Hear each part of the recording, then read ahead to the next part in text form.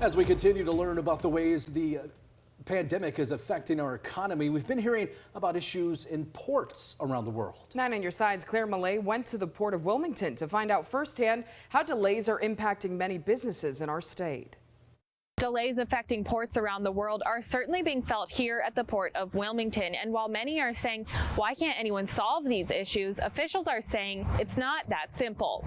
Economists say logistical issues in ports around the world have led to higher demand, lower supply, and higher costs. Brian Clark is the executive director of NC Ports, which runs the two ports that operate here in North Carolina, one in Wilmington and one in Morehead City. What we're seeing from a supply chain challenge is delays at some of the major ports, vessels backed up, lack of trucking power, warehouse space to kind of move the cargo out of the ports and into the supply chain. Clark says the major cause of delays is a huge consumer demand. There's a lot of restocking.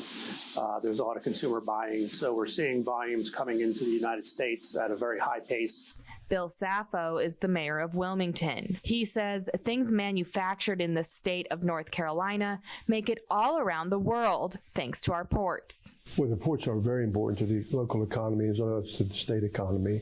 There's a lot of goods that are shipped in and out of the Port of Wilmington every single day and 365 days a year. And it gives us the access to all of the major ports around the world. Saffo also says the pandemic is to blame for the slowdown. When workers are out due to COVID, it's very difficult to replace them in many of the highly specialized jobs required at the ports. They're all interconnected, and if one part of it slows down for whatever known reason, then the whole chain slows down. It's not as fluid as people think it is. It is a lot of complicated and complex moving parts to all of this. But are there solutions? Right now, that remains unclear. There's a lot of forecasts as to what's going to happen and when it's going to kind of get back to some normal level. But every indication is that this will continue into the next year. How far into the next year, I think, is unknown at this point.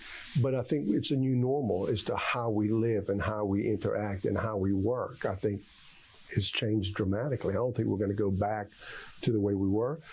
But I think that we are adapting to a new reality. But whether we are getting closer to a solution or still have a ways to go, the Port of Wilmington is up and running as it works to not only import, but export goods made right here in North Carolina to the rest of the world. In Wilmington, Claire Millay, 9 on your side.